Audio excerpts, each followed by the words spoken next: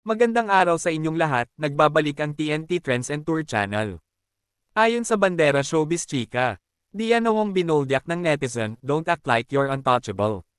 Matapang na sinitin ng isang maritime practitioner ang volleyball player na si Diana Wong matapos mag-viral ang umano'y pagtanggi nito na makipag-selfie sa isang babaeng fan. Nag-post ng open letter ang Facebook user na sila Cruiser Relativo, nang mapanood daw niya ang video kung saan makikitang lumapit kay Diana Wong ang isang babae habang nakaupo ito sa bench na tila nanunood ng laro. Pero agad ding umalis ang babae nang kausapin siya sandali ni Diana Wong. Ang paniwala ng netizens, hindi raw pumayag ang volleyball player na magpa-picture sa kanya ang naturang fan.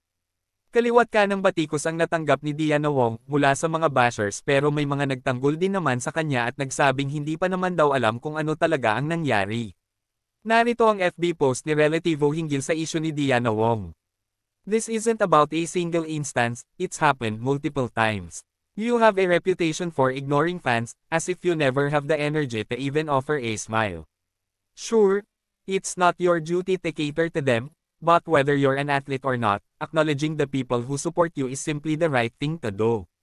Don't act like you're untouchable, there are many others just as talented, if not more deserving, who could take your place. Remember that, thank you, ayon sa kanya. Depensa naman nila Cruiser Relativo kung bakit siya nagsasalita ngayon, hindi niya intense yung kontrahin o palabasing feeling privileged ang volleyball player. Hindi po ako nang bash.